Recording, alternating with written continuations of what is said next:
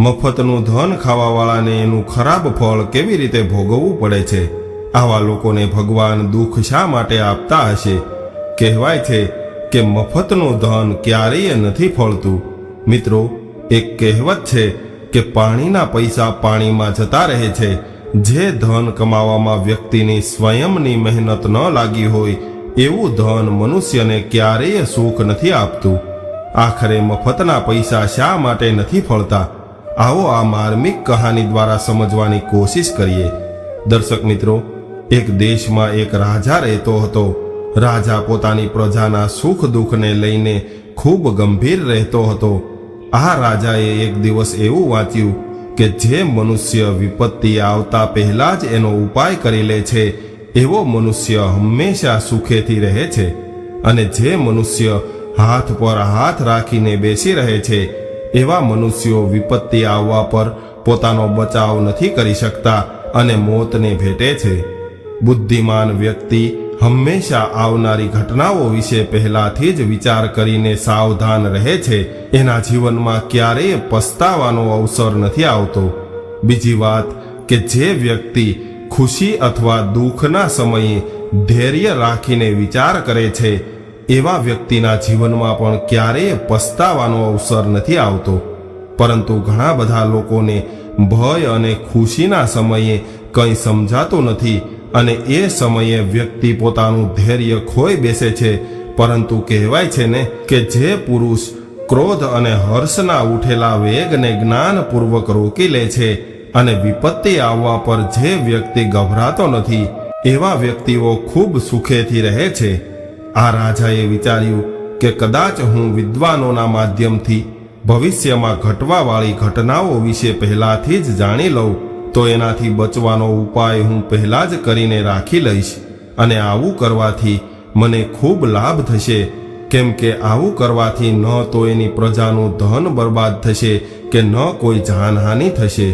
આવું વિચારીને રાજાએ પોતાના આખા રાજ્યમાં એવી ઘોષણા કરાવી દીધી કે જે વિદ્વાન વ્યક્તિ ભવિષ્યમાં આવવાવાળી ઘટનાઓ વિશે મને પહેલાથી જાણ કરશે અને એ વિદ્વાનની વાત કદાચ સાચી નીકળશે તો હું એને ઘણું બધું ધન આપીશ. રાજાની આવી ઘોષણા સાંભળીને હવે તો એકથી એક વિદ્વાન પંડિત, જ્યોતિષ, દૂરદ્રષ્ટા લોકો રાજ દરબારમાં આવીને ભવિષ્યમાં આવવાવાળી આપદાઓની આગાહી કરવા લાગ્યા. રાજા એમની ભવિષ્યવાણી સાંભળીને એ આપદાઓથી બચવાનો પ્રબંધ પહેલાથી જ કરીને રાખવા લાગ્યો. જે કોઈની વાત સત્ય નીકળતી હતી રાજા એને ઘણું બધું ધન ઇનામના સ્વરૂપે આપતા હતા. આવી રીતે રાજાનું ખૂબ ઓછું નુકસાન અને ફાયદો વધારે થવા લાગ્યો. એટલા માટે તો કહેવાય છે કે દૂરદ્રષ્ટા વ્યક્તિ અને દૂર સુધીનું વિચારીને ચાલવાવાળા વ્યક્તિને ક્યારેય વિપત્તિ જોવાનો અવસર નથી આવતો. મિત્રો, એ જ નગરમાં એક ખૂબ ગરીબ વ્યક્તિ રહેતો હતો. એ વ્યક્તિ ખૂબ જ મુશ્કેલી ભર્યું જીવન જીવી રહ્યો હતો. એક દિવસ એની પત્નીએ કહ્યું કે સાંભળો છો, તમે પણ રાજાના દરબારમાં જઈને કોઈ ભવિષ્યવાણી કરો ને. સંયોગથી કદાચ એ વાત સત્ય સાબિત થશે તો રાજા આપણને ઘણું બધું ધન આપશે, જેનાથી આપણી ગરીબી દૂર થઈ જશે. ત્યારે પતિ કહેવા લાગ્યો કે અરે ભાગ્યવાન, હું ક્યાં જ્યોતિષી છું કે મારી વાત સત્ય થાય. કદાચ મારી જણાવેલી વાતો જૂઠી નીકળશે તો રાજા મને ઉલટાનો દંડ આપશે. ત્યારે પત્નીએ કહ્યું કે જુઓ, ભગવાનનું નામ લઈને તમે જાઓ તો ખરા. મહેનત કરવી અને કર્મ કરવું એ મનુષ્યનો ધર્મ છે. ફળ આપવાવાળો તો ઈશ્વર છે. કદાચ આપણે કોઈ કર્મ જ નહીં કરીએ, કોઈ પ્રયાસ નહીં કરીએ તો ભગવાન આપણને એમને એમ કોઈ વસ્તુ નહીં આપે. મિત્રો, પત્નીએ વારે વારે જીદ કરી એટલે આ ગરીબ વ્યક્તિ રાજા પાસે જવા માટે તૈયાર થઈ ગયો. આ વ્યક્તિ એવું વિચારતો જઈ રહ્યો હતો કે હું રાજાને એવું શું કહીશ કે એને મારી વાતો સત્ય લાગે. મારી પત્નીએ તો જીદ કરીને મને મોકલી દીધો છે, પરંતુ હવે શું થશે? આવી રીતે ચાલતા ચાલતા બપોર થઈ ગયું. થાકી હારીને આ વ્યક્તિ એક વૃક્ષ નીચે બેસીને વિશ્રામ કરવા લાગ્યો. આ વ્યક્તિ ચિંતાથી ખૂબ જ ઉદાસ હતો. સંયોગથી એ વૃક્ષના થડમાં એક ઈચ્છાધારી નાગ રહેતો હતો. આ ઈચ્છાધારી નાગે જ્યારે આ અત્યંત ગરીબ વ્યક્તિને જોયો ત્યારે એ બહાર નીકળી આવ્યો અને આ સાપને જોઈને ગરીબ વ્યક્તિ ગભરાઈ ગયો અને ત્યાંથી ઉઠીને ભાગવાની કોશિશ કરવા લાગ્યો. ત્યારે જ આ સર્પ મનુષ્યની જેમ બોલવા લાગ્યો કે અરે ભાઈ, મારાથી ડરો નહીં, હું તમને કોઈ નુકસાન નહીં પહોંચાડું. હું તો તમારી મદદ કરવા આવ્યો છું. તમે મને એ જણાવો કે તમે ક્યાં જઈ રહ્યા છો અને કઈ વાતને લઈને આટલા બધા દુઃખી છો. ત્યારે આ ગરીબ વ્યક્તિ કહેવા લાગ્યો કે હે નાગરાજ, હું ખૂબ ગરીબ વ્યક્તિ છું અને અહીંયાનો રાજા સાચી ભવિષ્યવાણી કરવાવાળાને ઘણું બધું ધન આપે છે. મારી પત્નીએ મને જીદ કરીને રાજા પાસે મોકલ્યો છે કે તમે પણ કોઈ ભવિષ્યની વાત જણાવી દેજો. મેં મારી પત્નીને એવું પણ કહ્યું હતું કે હું અભણ વ્યક્તિ રાજા પાસે જઈને શું ભવિષ્યવાણી કરી શકું છું. ત્યારે એણે મને એવું કહ્યું કે તમે જાઓ તો ખરા, ભગવાન તમારી મદદ જરૂર કરશે. પરંતુ હું એવું વિચારી રહ્યો હતો કે ભગવાન મારી મદદ કરવા શા માટે આવશે, અને હું આ વાતને લઈને ખૂબ દુઃખી છું કે રાજા સામે હું કઈ વાતની ભવિષ્યવાણી કરીશ. ત્યારે આ ઈચ્છાધારી નાગ કહેવા લાગ્યો કે હે મનુષ્ય, તું ચિંતા ન કર અને તું નિડર થઈને રાજા પાસે જા અને રાજા સામે જઈને એવી ભવિષ્યવાણી કરજે કે થોડા સમય બાદ તમારા રાજ્યમાં ભયંકર આગ લાગવાની છે. એટલે આગથી થવાવાળા નુકસાનથી બચવાનો ઉપાય તમે અત્યારથી જ કરવાનું શરૂ કરી દેજો.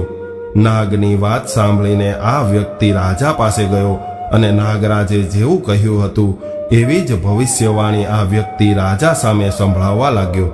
આવી વાત સાંભળીને રાજાએ તત્કાલ આ વાત પર વિચાર કરવાનું શરૂ કર્યું અને આખા રાજ્યમાં નાના નાના તળાવ બનાવીને એમાં પાણી ભરાવી દીધું. આગનો સામનો કરવાની રાજાએ પૂરી તૈયારી કરી લીધી હતી. થોડા સમય બાદ આ ગરીબ વ્યક્તિની વાત એકદમ સત્ય સાબિત થઈ. રાજ્યમાં ભયંકર આગ લાગી ગઈ, પરંતુ રાજાની તો પહેલાથી જ તૈયારી હતી. એટલા માટે આગ પર જલ્દી જ કાબુ મેળવી લીધો અને મોટું નુકસાન થવાથી બચી ગયું. રાજા આ વાતથી ખૂબ ખુશ થયો. ત્યારબાદ રાજાએ આ ગરીબ વ્યક્તિને રાજ દરબારમાં બોલાવ્યો અને એને સન્માનિત કરવામાં આવ્યો. તેમજ ઘણી બધી ધન રાશિ એને ઉપહારના રૂપમાં આપવામાં આવી. ત્યારબાદ રાજાએ સહાનુભૂતિ પ્રગટ કરીને કહ્યું કે હે મનુષ્ય, તારી બીજી કોઈ જરૂરિયાત હોય તો એ મને નિસંકોચ થઈને કહી શકે છે. ત્યારે આ ગરીબ વ્યક્તિએ એવું વિચાર્યું કે આ ધન તો મને એક ઈચ્છાધારી નાગના કારણે પ્રાપ્ત થયું છે. કદાચ રાજાને એ ખબર પડશે કે આ ભવિષ્યવાણી મેં નહીં પરંતુ એક સર્પે કરેલી હતી, તો રાજા મારી પાસેથી આ ધન પણ છીનવી લેશે અને મને દંડ આપશે. એના કરતાં હું એક કામ કરું, આ રાજાની સહાયતાથી પેલા સર્પને ત્યાં જ મરાવી નાખું. આવું વિચારીને આ ગરીબ વ્યક્તિએ રાજાને કહ્યું કે હે મહારાજ, કદાચ તમે મને કંઈક આપવા માંગતા હોય, મારી મદદ કરવા માંગતા હોય તો થોડા મજૂરોને લાકડીઓ લઈને મારી સાથે મોકલો. આ વ્યક્તિની વાત સાંભળીને રાજાએ તત્કાળ અમુક મજૂરોને આ વ્યક્તિ સાથે મોકલી દીધા. હવે આ વ્યક્તિએ પેલા વૃક્ષ પાસે જઈને કહ્યું કે અહીંયા એક સર્પ રહે છે અને આપણા રાજ્યમાં જે આગ લાગી હતી એ આ સર્પે લગાવી હતી, અને ભવિષ્યમાં આવી કોઈ બીજી વિપત્તિ ન આવે એટલા માટે આ સર્પને આગ લગાવીને ખતમ કરી નાખો. ત્યારબાદ રાજાના નોકરોએ ઘણી બધી લાકડીઓ સર્પના દર પર રાખીને આગ લગાવી દીધી. ત્યારબાદ આ વ્યક્તિ ધન લઈને પોતાના ઘરે જતો રહ્યો. એમણે તો એવું વિચાર્યું હતું કે સાપ તો આગથી સળગીને મરી ગયો હશે અને આ ગરીબ વ્યક્તિને રાજા પાસેથી ઇનામમાં ઘણું બધું ધન મળ્યું હતું. એટલા માટે હવે એ આ ધનને પાણીની જેમ વાપરવા લાગ્યો અને વ્યર્થના કામો કરવા લાગ્યો. વધારે ધન હોવાના લીધે આ વ્યક્તિની અંદર ઘણા બધા અવગુણો ઉત્પન્ન થયા. કેમ કે કહેવાય છે કે જે ધનને કમાવા માટે વ્યક્તિની સ્વયંની મહેનત નથી લાગતી, એવા ધનને વ્યક્તિ વ્યર્થના કામોમાં ખર્ચો કરે છે. આ ધનનો સારી રીતે ઉપયોગ નથી કરી શકતો. મફતનું ધન મનુષ્યને આક્રમક બનાવે છે. રાજા પાસેથી પ્રાપ્ત થયેલું ધન થોડા દિવસમાં ખતમ થઈ ગયું અને ત્યારબાદ આ વ્યક્તિની એવી જ હાલત થઈ ગઈ જેવી પહેલા હતી. ધન ન રહેવાથી આ વ્યક્તિ ખૂબ જ દુઃખી રહેવા લાગ્યો. એક દિવસે એની પત્નીએ એને ફરીથી રાજાના દરબારમાં જવાનું કહ્યું. પત્નીની વાત સાંભળીને આ વ્યક્તિ ફરીથી ચિંતામાં પડી ગયો કે ગઈ વખતે તો પેલા સાપે મને ભવિષ્યવાણી કરવાનું શીખવાડ્યું હતું, પરંતુ હવે તો એને પણ મેં મારી નાખ્યો છે. હવે હું રાજાને શું કહીશ? આ બાજુ એની પત્ની વારંવાર એને રાજા પાસે જવા માટે મજબૂર કરી રહી હતી. પત્નીની જીદના લીધે આ વ્યક્તિ ફરીથી રાજા પાસે જવા માટે નીકળી ગયો. ચાલતા ચાલતા રસ્તામાં વિશ્રામ કરવા માટે આ વ્યક્તિ એક વૃક્ષ નીચે બેસી ગયો. મિત્રો, સંયોગથી એ સમયે એ જ સર્પ એની સામે પ્રગટ થયો. સર્પને જોઈને આ વ્યક્તિ ભયથી કાંપવા લાગ્યો. હવે આ વ્યક્તિએ એવું સમજી લીધું હતું કે આ સર્પ મને જીવતો નહીં મૂકે, કેમ કે મેં એની સાથે સારો વ્યવહાર નથી કર્યો. ત્યારે આ વ્યક્તિ સર્પને પૂછવા લાગ્યો કે હે નાગરાજ, તમને તો મેં સળગાવીને મારી નાખ્યા હતા, તો પછી તમે જીવિત કેવી રીતે બચી ગયા?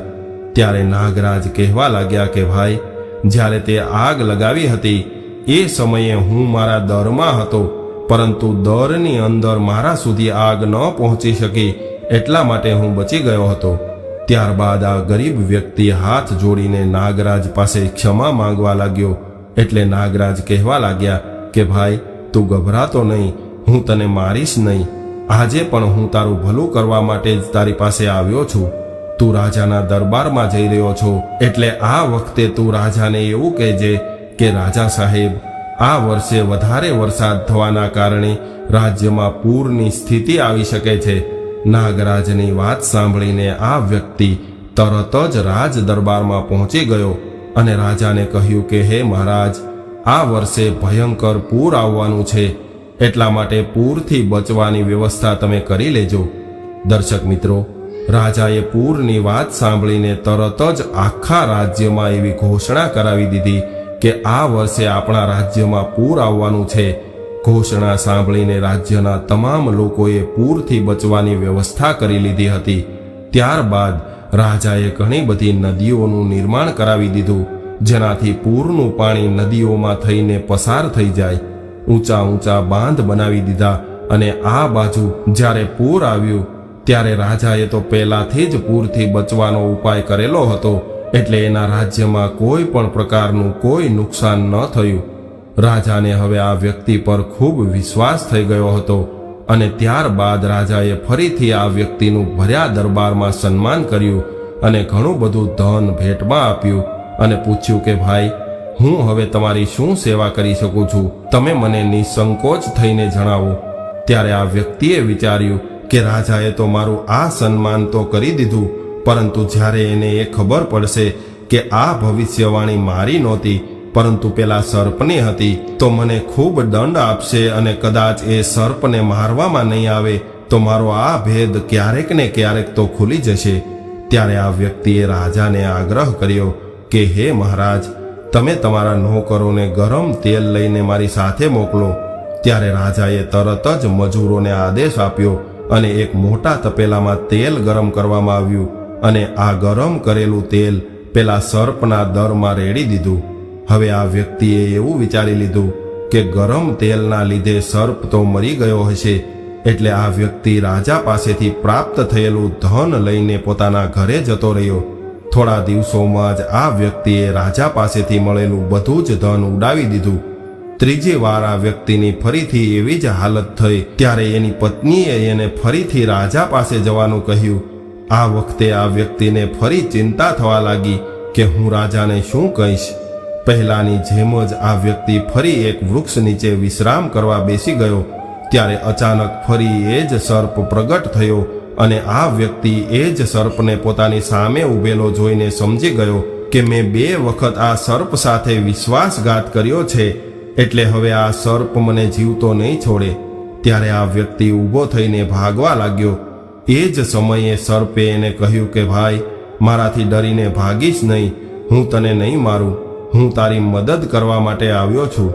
ત્યારે આ વ્યક્તિ ઊભો રહીને સર્પની વાત ધ્યાનથી સાંભળવા લાગ્યો.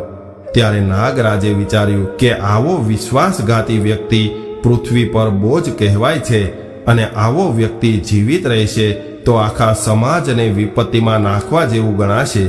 જે મનુષ્ય પોતાનું હિત કરવાવાળા સાથે વિશ્વાસઘાત કરે છે એવો વ્યક્તિ ક્યારેય ક્ષમા કરવા યોગ્ય નથી હોતો.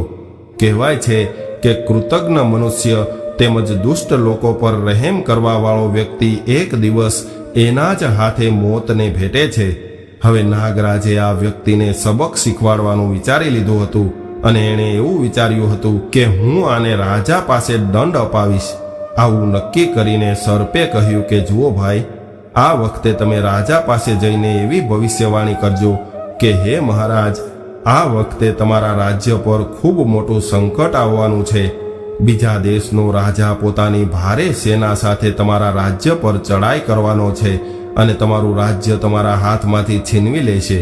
આ ભવિષ્યવાણી સાંભળીને રાજા તરત જ સતર્ક થઈ ગયો. રાજાએ અસ્ત્રો શસ્ત્રોની ખરીદી શરૂ કરી દીધી, પોતાની સેનામાં લાખો સૈનિકોની ભરતી કરી દીધી અને આખી ફૌજને ચારેય બાજુ લગાવીને સાવધાન રહેવાનો આદેશ આપ્યો. પરંતુ આ વર્ષે કોઈ પણ પ્રકારનું આક્રમણ ન થયું અને આ વ્યક્તિએ 1 વર્ષનો સમય આપ્યો હતો. હવે આ વ્યક્તિના લીધે રાજાને 1 વર્ષમાં કરોડો રૂપિયાનો ખર્ચો શસ્ત્રો ખરીદવા અને ફૌજ ઊભી કરવામાં કરી નાખ્યો હતો. આ જોઈને રાજાને આ વ્યક્તિ પર ખૂબ ગુસ્સો આવ્યો. એટલે રાજાએ આ વ્યક્તિને દરબારમાં બોલાવ્યો અને એને પૂછ્યું કે આ વખતે તારી ભવિષ્યવાણી ખોટી કેમ પડી ગઈ? મને સત્ય જણાવ. ત્યારે આ વ્યક્તિએ ડરીને બધી વાત જણાવી કે આ ભવિષ્યવાણી મેં નહોતી કરી, પરંતુ એક સાપે મને જણાવી હતી અને આ વખતે એ સાપે મને ખોટી વાત જણાવી છે, કેમ કે એણે મને પહેલા જે 2 ભવિષ્યવાણી કહી હતી એ બંને સત્ય થઈ હતી અને મારો ભેદ ખુલી ન જાય એટલા માટે મેં એને 2 વાર મારવાની કોશિશ પણ કરી હતી, પરંતુ એ સર્પ બંને વખત બચી ગયો હતો અને ત્રીજી વાર એણે મને જાણી જોઈને ખોટી વાત જણાવી દીધી અને મને અહીં ફસાવી દીધો છે. દર્શક મિત્રો, હવે આ વ્યક્તિની વાત સાંભળીને રાજાને ખૂબ ગુસ્સો આવ્યો. રાજા સમજી ગયા હતા કે આ વ્યક્તિ ખૂબ મોટો દુષ્ટ છે અને દુષ્ટો પર દયા કરવી એ સૌથી મોટી મૂર્ખતા છે. જેણે એનું ભલું કર્યું હતું એને જ મારવાની આ વ્યક્તિએ કોશિશ કરી છે. આવા દગાખોર વ્યક્તિને જીવિત રહેવાનો કોઈ અધિકાર નથી. એટલે રાજાએ આ વ્યક્તિને તરત જ ફાંસી પર ચડાવવાનો આદેશ આપી દીધો.